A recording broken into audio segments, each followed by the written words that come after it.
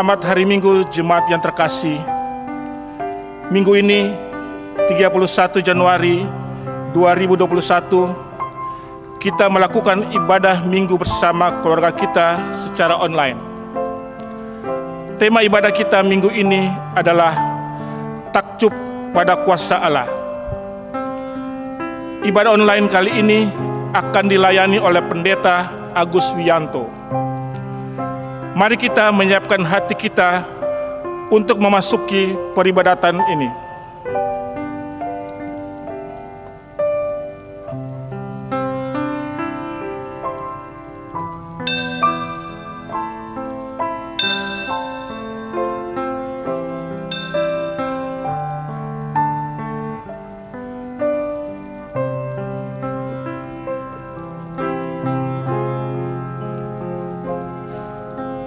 Besar perbuatan-perbuatan Tuhan, layak diselidiki oleh semua orang yang menyukainya. Agung dan bersemarak pekerjaannya, dan keadilannya tetap untuk selamanya. Perbuatan-perbuatannya yang ajaib dijadikannya peringatan. Tuhan itu pengasih dan penyayang. Agung dan bersemarak pekerjaannya, dan keadilannya tetap untuk selamanya.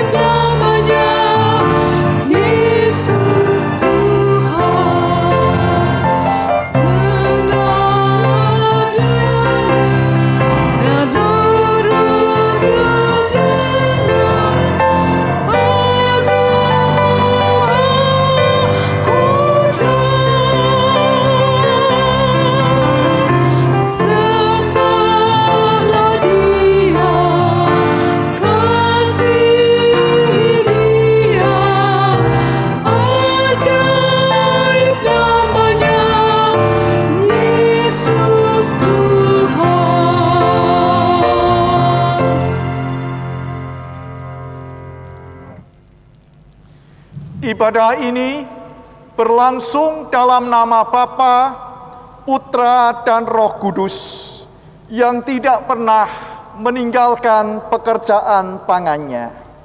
Damai sejahtera dan kasih Tuhan beserta dengan saudara dan keluarga saudara.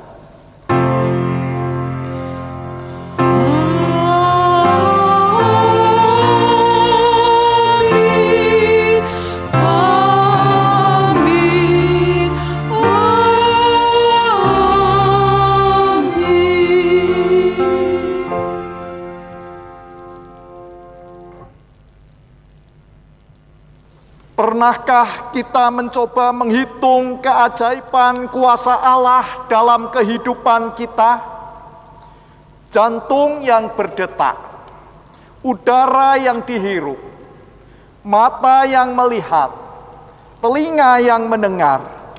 Bukankah terlalu banyak hal yang begitu menakjubkan telah Allah kerjakan dalam kehidupan kita? Orang-orang Farisi dalam ibadah pun takjub dengan apa yang Tuhan Yesus kerjakan terhadap seorang yang kerasukan roh jahat. Mereka semua takjub sehingga mereka memperbincangkannya. Katanya, apakah ini suatu ajaran baru? Ia berkata-kata dengan kuasa. Roh-roh jahat pun diperintahkannya dan mereka taat kepadanya.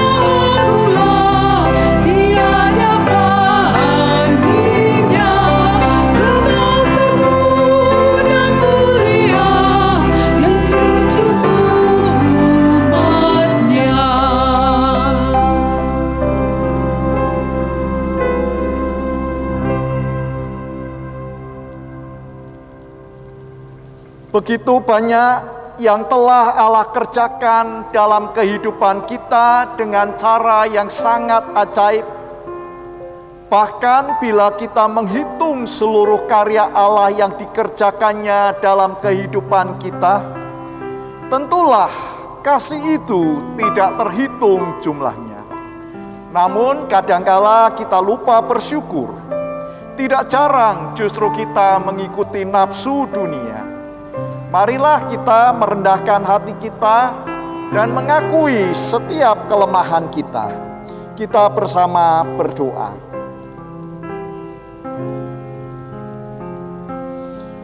Tuhan, di hadapan tahta-Mu yang kudus, kami kembali sadar ketertutupan telinga kami menyebabkan hati kami juga tumpul dan tidak lagi mampu menyimak suara Roh. Ampuni kami ya Tuhan.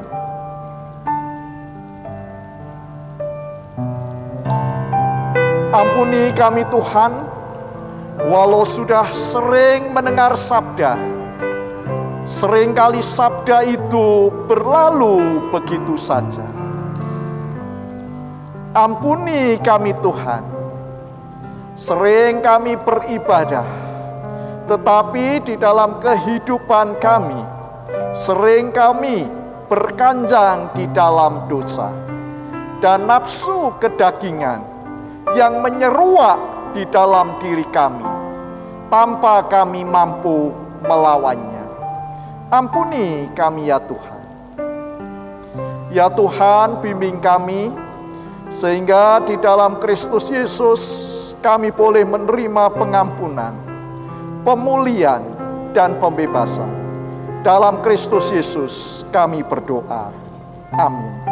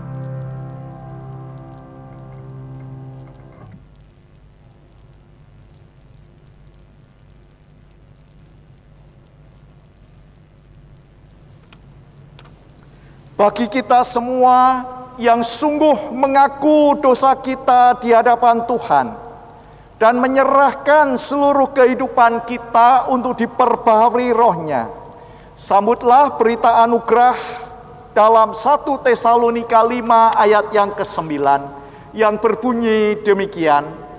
Karena Allah telah menetapkan kita untuk ditimpa murka, tetapi untuk beroleh keselamatan oleh Yesus Kristus Tuhan kita. Demikianlah berita anugerah dari Tuhan. Syukur kepada Allah. Saudara yang dikasihi Allah, Allah telah menetapkan kehidupan orang percaya untuk diselamatkan oleh karena iman kita. Karena itu mari kita rayakan keselamatan yang Tuhan anugerahkan dengan penuh tanggung jawab dan membagikan cinta kasih itu kepada semua orang. Damai Tuhan senantiasa tinggal di dalam hati kita dan di dalam hidup kita. Tuhan memberkati kita. Berhibur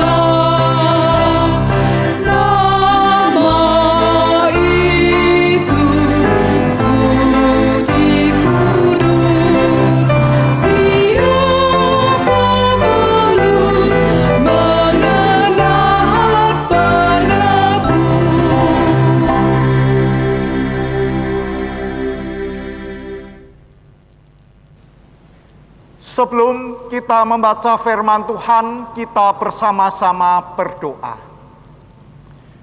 Kristus Sang Sabda, Engkau yang bersabda di hati manusia.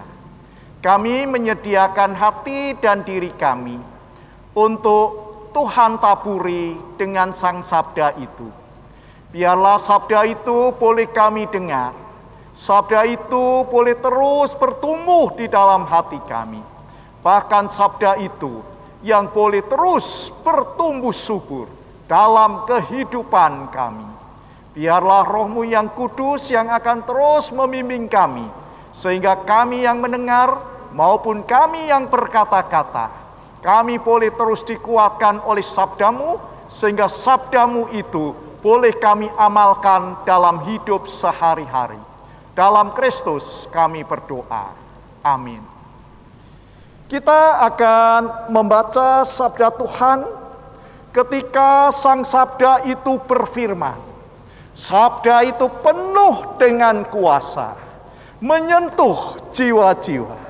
Dan berkatalah orang-orang yang mendengar Sang Sabda itu dengan berkata demikian. Mereka semua takjub sehingga mereka memperbincangkannya. Katanya, apakah ini suatu ajaran baru? Ia berkata-kata dengan kuasa. Roh jahat pun diperintahkannya dan mereka taat kepadanya. Kita akan membaca dari Injil Markus 1 ayat 21 sampai 28 dalam tayangan berikut ini. Mereka tiba di Kapernaum. Setelah hari Sabat mulai, Yesus segera masuk ke dalam rumah ibadat dan mengajar. Mereka takjub mendengar pengajarannya, sebab ia mengajar mereka sebagai orang yang berkuasa, tidak seperti ahli-ahli Taurat. Pada waktu itu, di dalam rumah ibadat itu, ada seorang yang kerasukan roh jahat. Orang itu berteriak, "Apa urusanmu dengan kami? Yesus, orang Nazaret, Engkau datang hendak membinasakan kami. Aku tahu siapa Engkau, yang kudus dari Allah." Tetapi Yesus menghardiknya, katanya, "Diam! Keluarlah daripadanya!"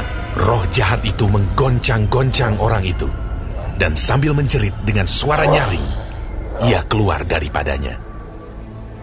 Mereka semua takjub, sehingga mereka memperbincangkannya. Katanya, Apa ini? Suatu ajaran baru.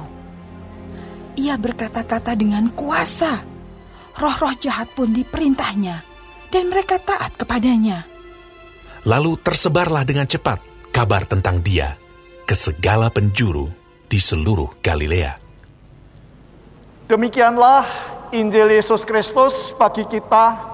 Berbahagialah kita yang mendengarkan firman Allah dan yang memelihara dalam hidup sehari-hari. Haleluya. Haleluya, haleluya, haleluya.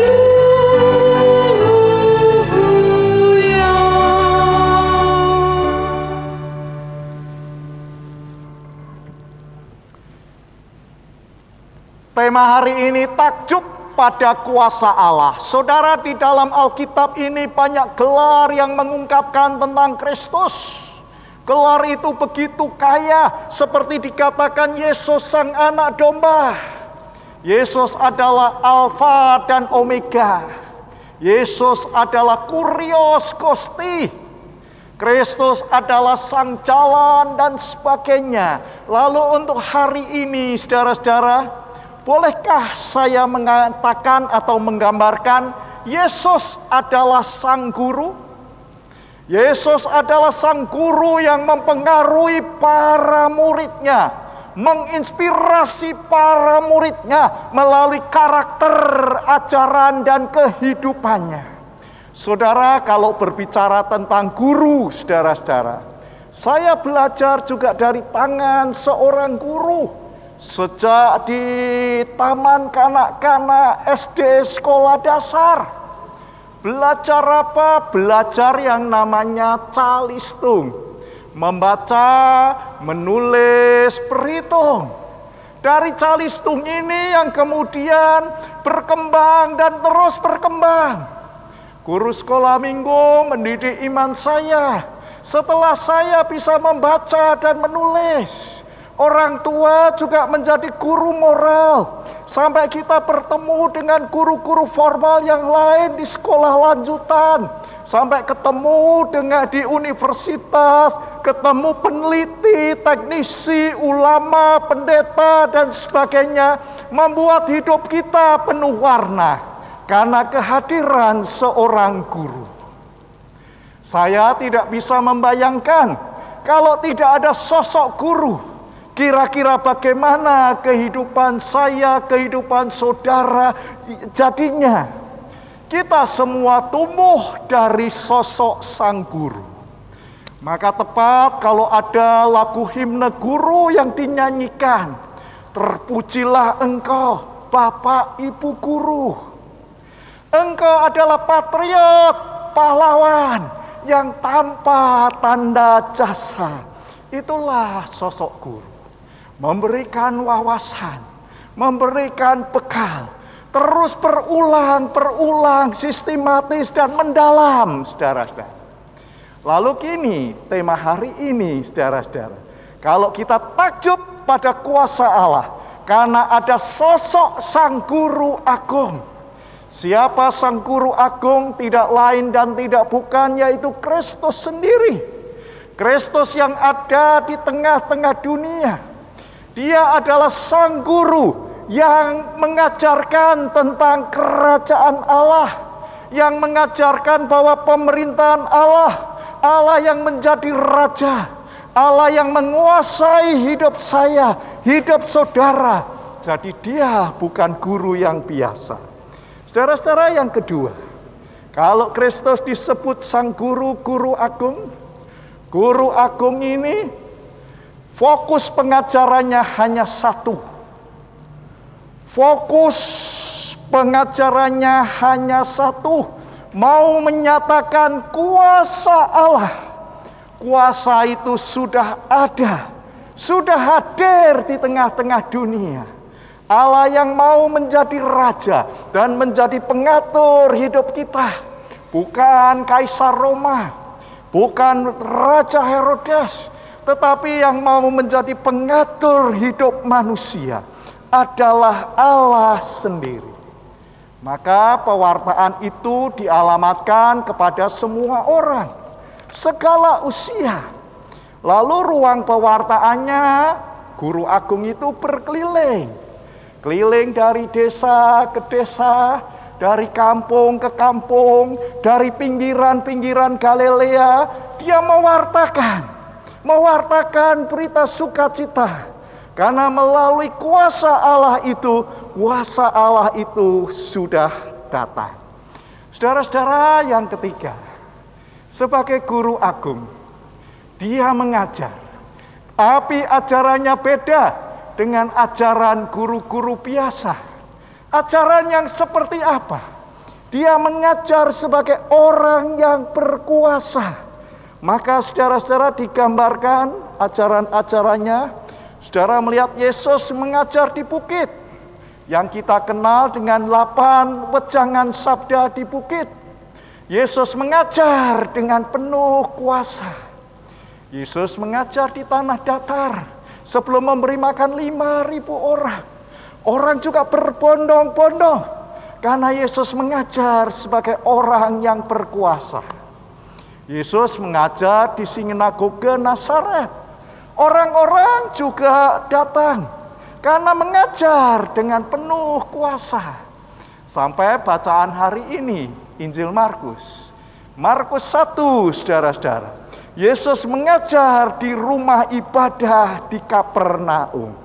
Jadi kalau digambarkan Yesus sebagai guru yang mengajar dengan kuasa, lalu murid-muridnya adalah orang yang belajar. belajar untuk membuka hati, belajar menyerap dari sang guru yang mengajar. Lalu melalui pengajaran itu, melalui tatap muka itu, melalui interaksi itu, saudara-saudara, bukan hanya sekedar mendengar dengan telinga, tetapi juga masuk di dalam hatinya, terpatri dalam memorinya, sehingga orang menjadi ingat apa yang dikatakan Yesus. Saudara, kalau kita lihat teksnya, orang pun terpesona. Maka kita lihat ada dua teks kalau saudara lihat. Yang pertama, saudara-saudara, dalam bacaan kita, Yesus mengajar, lalu orang mengatakan mengajar dengan penuh wibawa, penuh hikmat dan karisma. Orang-orang terpesona, orang-orang terkesima, orang-orang menjadi heran akan ajarannya.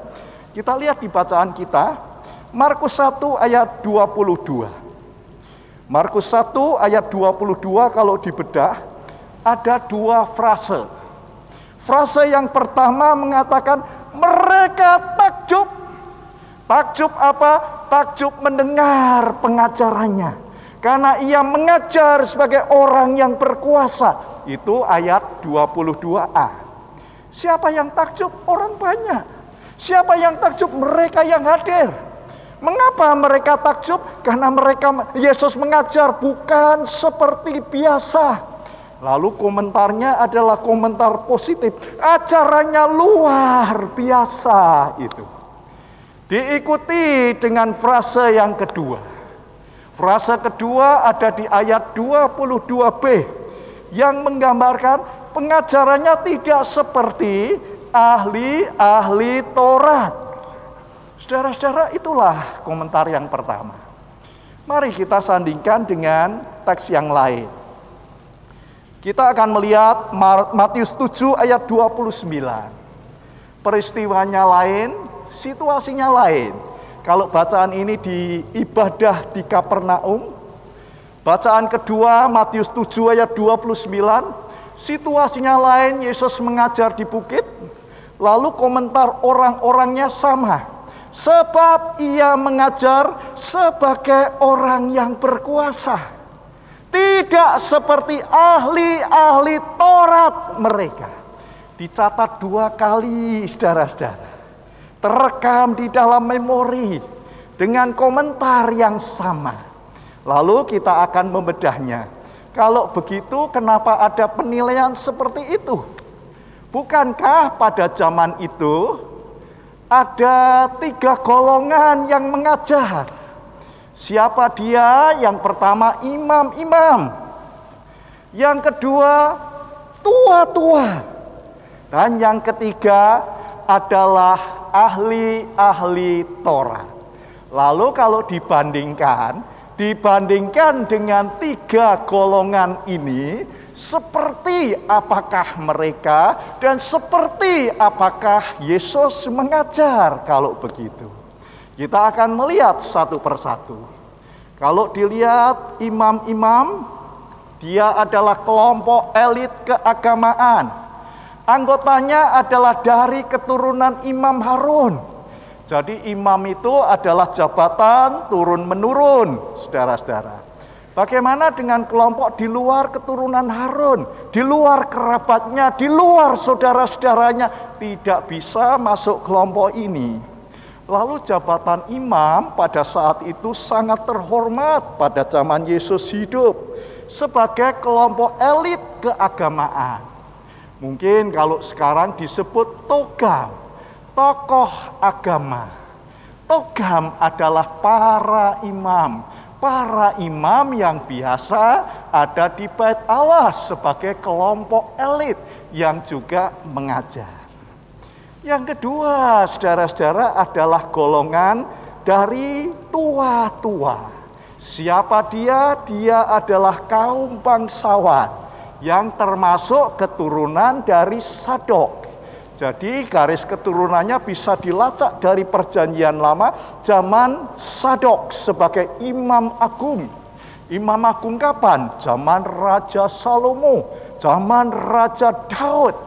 Nah, saudara-saudara, kelompok ini adalah kelompok level atas dalam jajaran imam.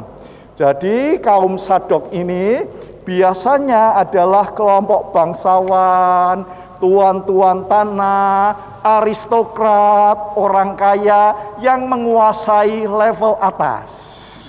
Nah, sementara kelompok imam tua-tua ini yang tidak masuk golongan imam, ini jadi tokoh-tokoh pemuka masyarakat. Istilah sekarangnya Thomas, tokoh masyarakat yang tergabung dalam kelompok Sanhedrin yang mempunyai jabatan penting di tengah masyarakat. Kelompok ini berwenang mengajar, ya tua-tua berkenan untuk mengajar. Selain ada sebagai tokoh masyarakat, maka ada golongan yang ketiga. Siapa dia? Ahli-ahli Taurat. Jadi kalau tua-tua itu adalah orang Saduki, nah kelompok berikutnya yaitu ahli Taurat. Ahli Taurat ini biasanya kaum awam, tapi ada pendidikan yang harus ditempuhnya. Pada zaman Yesus ada dua golongan ahli Taurat. Satu yang disebut golongan Hillel, ini adalah orang yang moderat ini, kaum Farisi moderat Hillel. Golongan kedua, golongan Shammai. Ini sayap kanan yang konservatif dan kaku. Zaman Yesus banyak kelompok yang dari aliran Shammai, ahli Taurat ini, saudara-saudara. Nah, bedanya apa? Mereka ditentukan proses pendidikan. Mereka harus belajar yang panjang, belajar dengan tekun. Apa yang dipelajari? Hukum-hukum Musa dan ajaran-ajaran pendahulunya. Setelah lulus maka punya kemampuan menafsir hukum Taurat itu, sehingga menafsir soal hukum Taurat tidak bisa diragukan lagi. Jadi proses belajar teologinya sangat panjang. Nah, tiga golongan ini sudah punya kewibawaan untuk mengajar. Tapi dikatakan Yesus mempunyai wibawa lebih. Lalu wibawa yang seperti apa, saudara-saudara? Kita akan melihat wibawa yang melekat pada Yesus. Memang Yesus mengajar sebagai sang guru agung, tapi tidak sama seperti ahli-ahli Taurat. Nah, Yesus tidak mencari wibawa melalui kedudukan sosial, jabatannya seperti sekarang ini. Bahkan hidup Yesus menjalani hidup secara sederhana, dengan cara ugahari, bersahaja. Bahkan dalam perjalanannya pun, Yesus seringkali ditopang untuk ongkos perjalanan dari para perempuan yang secara patungan membiayai biayanya di Lukas 8 ayat 1 sampai 3. Yesus juga tidak seperti ahli Taurat, pendidikan yang menempuh pendidikannya panjang, sekolah Alkitabnya tinggi untuk jadi pemuka agama Yahudi, tidak. Yesus hanya sekolah di desa Nazaret, itulah tempat mengenyam pendidikannya. Tapi Yesus punya karisma. Karena apa? Karena ada daya ilahi, ada Roh Kudus yang diberikan kepada Yesus. Maka dengan wibawa ilahi itu ada Roh Kudus yang menyertainya. Sehingga disitulah nampak dengan jelas perbedaannya. Ketika Yesus mengajar, ketika Yesus berkhotbah, ketika Yesus memberikan pengajarannya, maka digambarkan Yesus mengajar sebagai orang yang berkuasa. Kuasa yang dimiliki karena wibawa pribadinya yang memancar, karena ada Roh Allah yang menyertai Yesus. Itulah wibawa sang guru agung. Dan wibawanya mengajar karena kedekatan Yesus dengan Allah sang Bapa. Sehingga apa yang dikatakan Yesus, pewartaannya sebetulnya adalah pewartaan Allah sendiri. Allah yang bersabda melalui siapa? Melalui Kristus sang Sabda. Sehingga ketika kita dalami teks ini, saudara-saudara, maka akan nampak demikian. Saudara-saudara, yang digambarkan di sini yaitu Yesus masuk rumah ibadah. Lalu komentar pendengarnya, terkagum-kagum, tersentuh saudara-saudara. Nah, tersentuh oleh apa? Pengajarannya. Nah, beda dengan sekarang. Kalau kita coba bandingkan, sekarang orang tidak tersentuh dengan pengajaran, tapi lebih tersentuh karena kesaksian. Kenapa tersentuh dengan kesaksian? Bukan karena pengajaran, karena kalau kesaksian itu ringkas, praktis, ringan. Kalau pengajaran dalam. Padahal kalau saudara bedah, Yesus justru banyak mengajar. Dan pengajarannya dalam. Lihat pengajaran kepada Nikodemus. Panjang itu. Mulai dari engkau harus dilahirkan kembali. Engkau harus mengalami pembaharuan budimu. Itu kepada Nikodemus. Ketika Yesus mengajar, bukan hanya sekedar menyaksikan, tapi mengajar secara mendalam untuk perempuan Samaria di situ, sehingga ditawarkan air hidup, saudara-saudara. Dan yang menarik sekali adalah ketika Yesus mengajar, maka komentarnya adalah orang-orang takjub.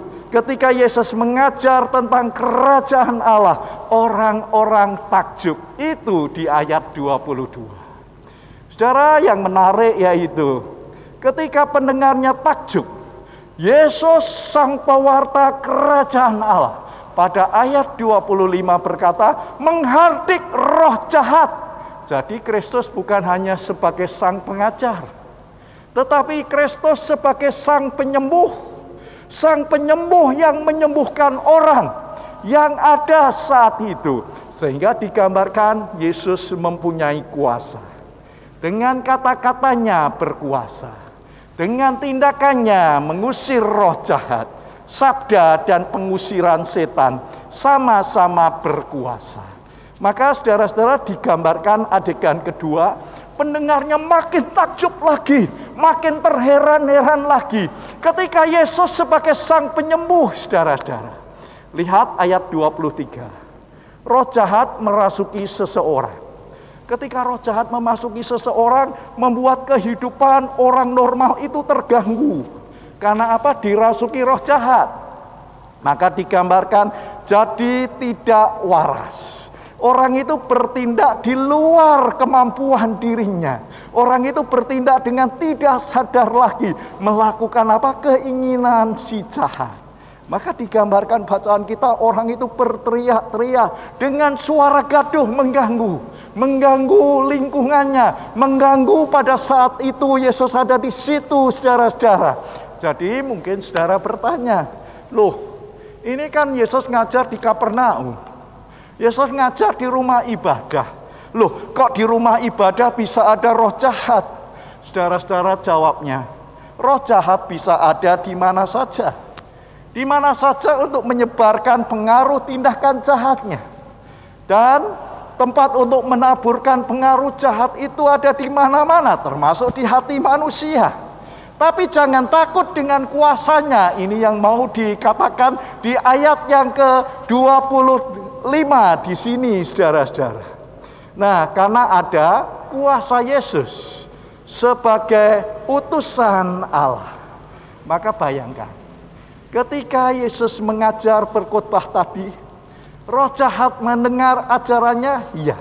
Dan roh itu merasa tidak nyaman.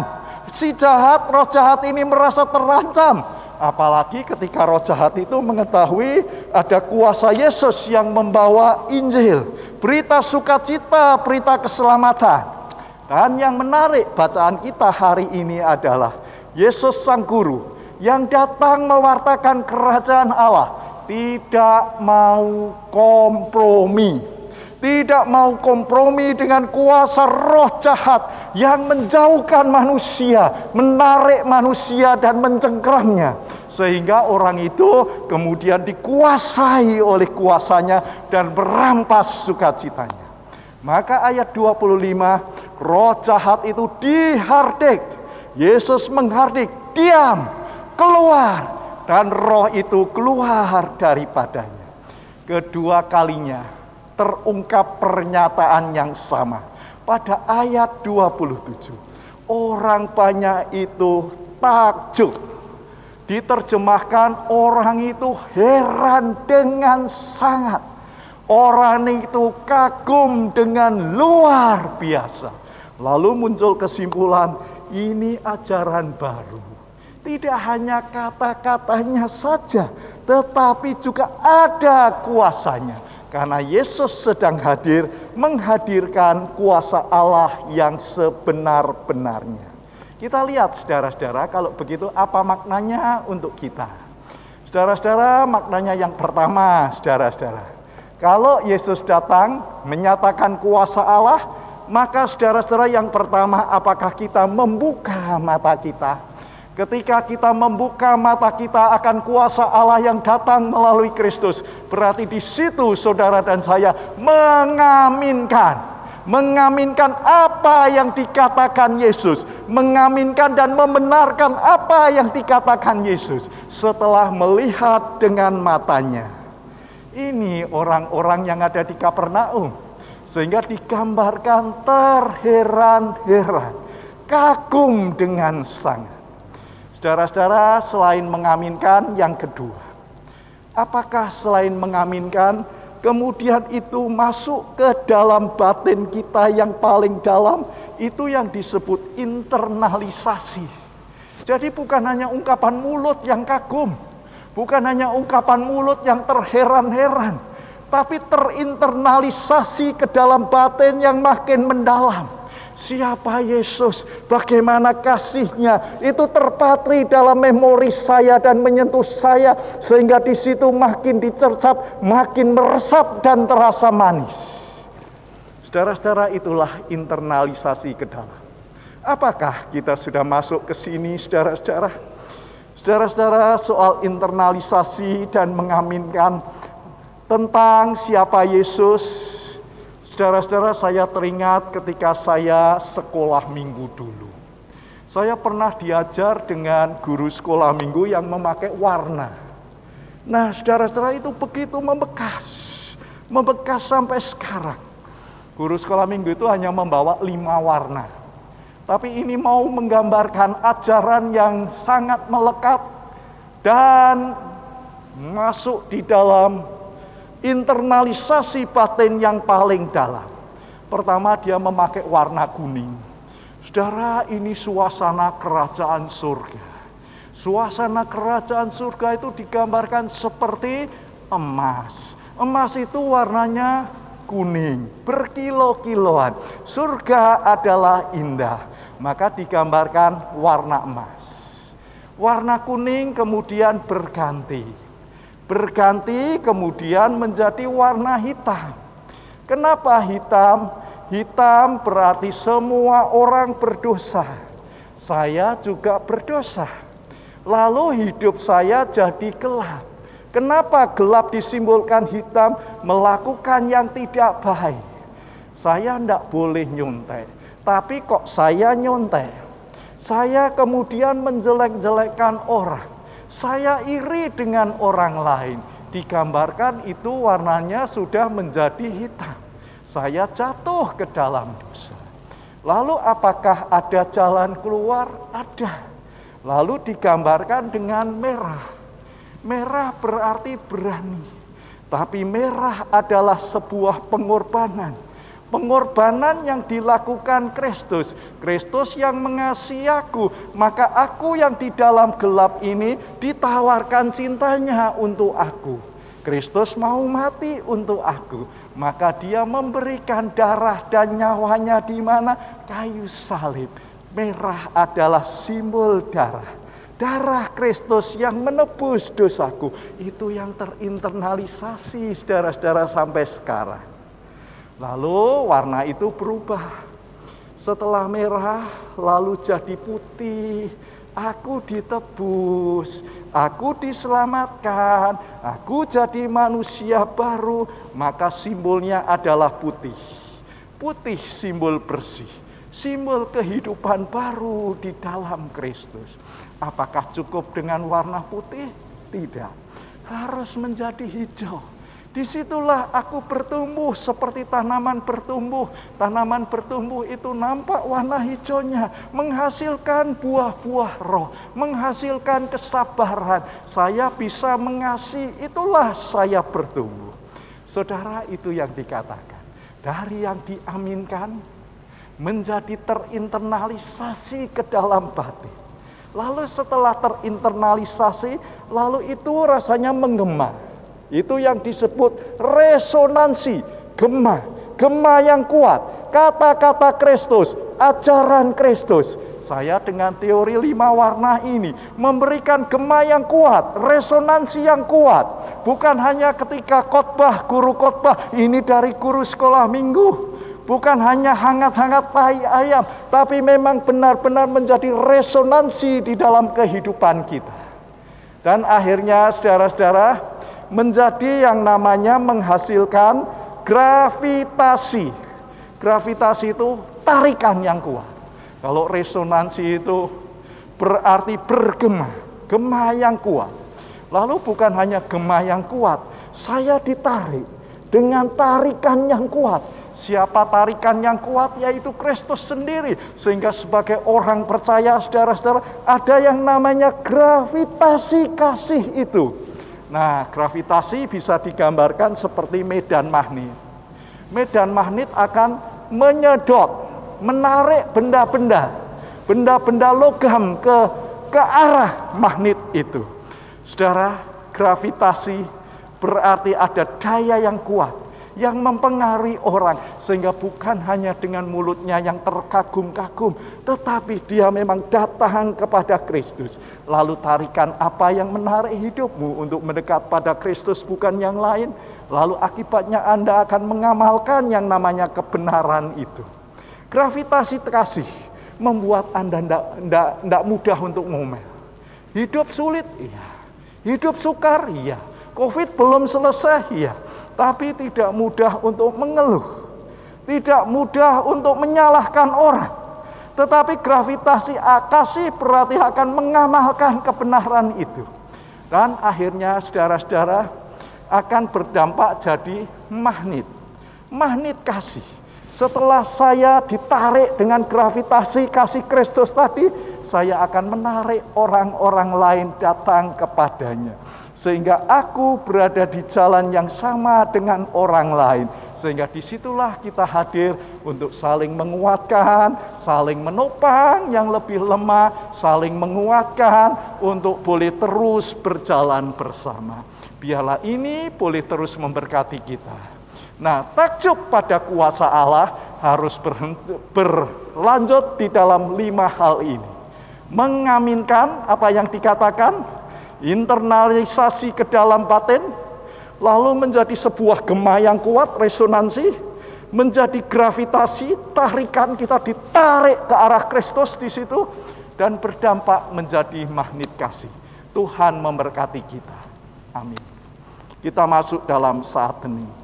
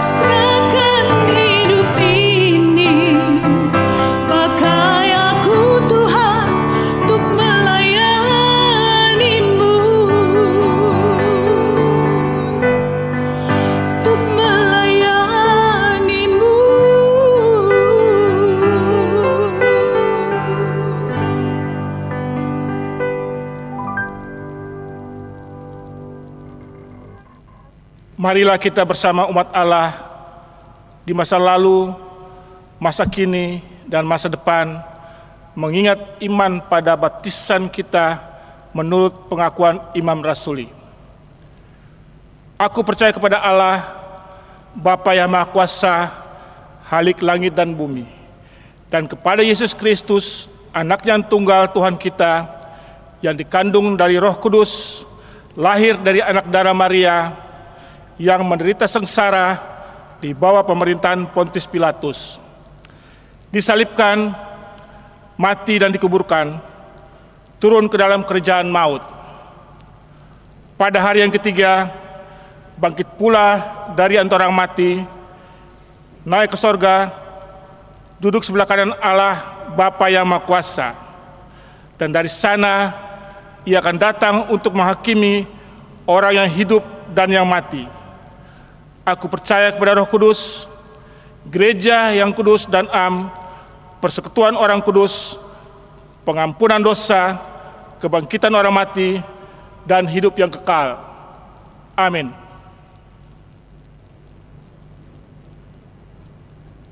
Kita menaikkan doa-doa syafaat kita berdoa. Bapa di dalam surga, kembali kami datang kepadamu pada saat ini. Allah yang penuh dengan kasih dan kasih-Mu boleh terus menjangkau kami. Kami datang dengan permohonan kepadamu khususnya untuk saudara-saudara kami yang sedang mengalami pergumulan dalam kehidupan. Tuhan tolong mereka, Tuhan kuatkan mereka, dan Tuhan hadir di tengah-tengah mereka. Sehingga di dalam pergumulan itu mereka tidak berjalan seorang diri, tapi ada kekuatan dari Tuhan yang terus menopangnya. Kami mau berdoa Tuhan untuk saudara-saudara yang sakit, yang terganggu kesehatannya, yang sekarang ini dirawat di rumah sakit maupun yang saat ini sedang ada di rumah. Tuhan topanglah mereka sehingga melalui Sang Penyembuh Engkau boleh hadir memberikan kekuatan. Berkati pengobatan medis sehingga itu semua menjadi sarana Tuhan bekerja menyatakan kemuliaan-Nya. Bapa, saat ini kami juga berdoa untuk saudara-saudara kami yang sedang berjuang melawan COVID. Saudara-saudara kami yang ada di garda depan, mereka yang datang untuk menolong, membantu, yang bekerja untuk menyelamatkan. Tuhan tolonglah mereka, para medis, para perawat, sehingga mereka yang ada di garda depan, Tuhan sendiri yang boleh terus menguatkannya. Berkati pemerintah dan bangsa kami ya Tuhan, sehingga pemerintah dan bangsa kami juga Tuhan sendiri yang boleh terus topang. Dengan adanya vaksin ini, biarlah ya Tuhan, itu boleh untuk memperlambat laju COVID di sini. Tuhan dampingi mereka sehingga masyarakat juga boleh hidup tertib dengan menjaga jarak, memakai masker, dan terus mencuci tangan. Tuhan selamatkanlah bangsa kami, selamatkanlah juga bangsa-bangsa di dunia ini, sehingga kami semua boleh terbebas dari COVID ini.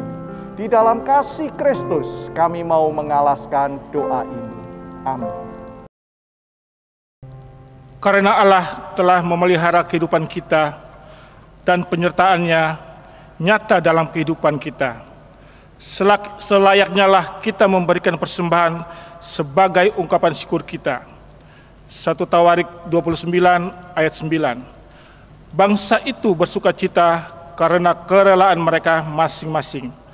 Sebab dengan tulus hati mereka memberikan persembahan sukarela kepada Tuhan. Juga Raja Daud sangat bersukacita.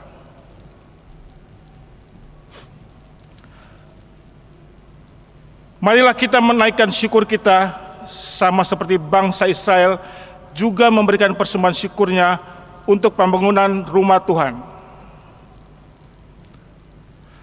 Bagi jemaat yang rindu untuk memberikan persembahan syukurnya, dapat mengirimkannya dengan cara transfer pada rekening GKI Cinere di Bank Mandiri dengan nomor 101 00 801 45582. Jemaat dapat memberikan keterangan apakah persembahan kantong hitam, kantong merah, persembahan bulanan, atau persembahan syukur lainnya. Jemaat juga dapat mengirimkan melalui QR Code yang tercantum dalam warta jemaat.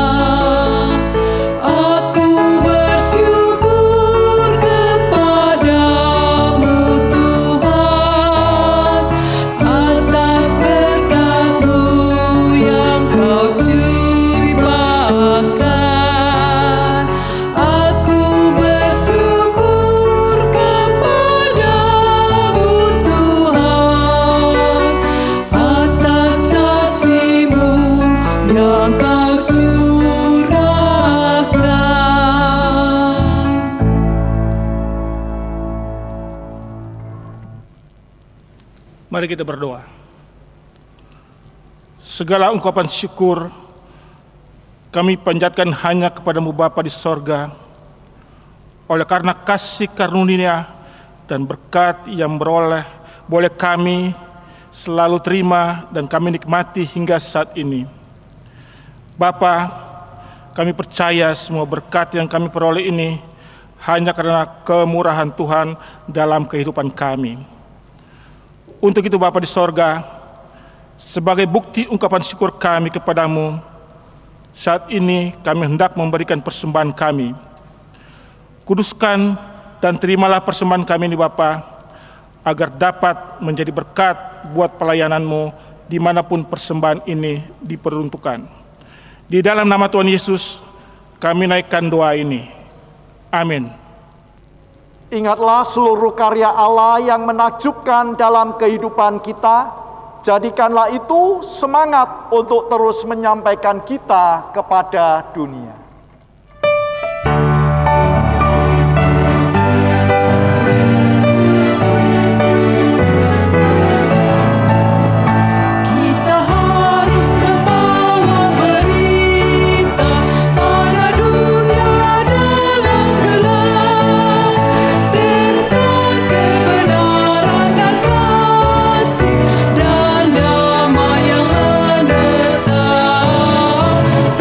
Damai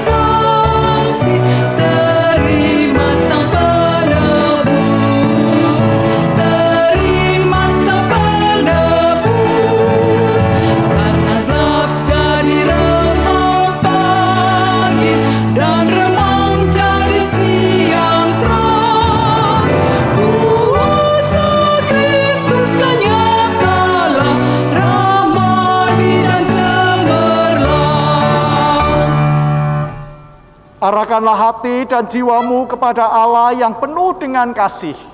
Rayakanlah karya kasih Allah itu dalam kehidupan kita dengan penuh ketakjuban. Wartakan karyanya dengan penuh kesungguhan dan terimalah berkat Tuhan.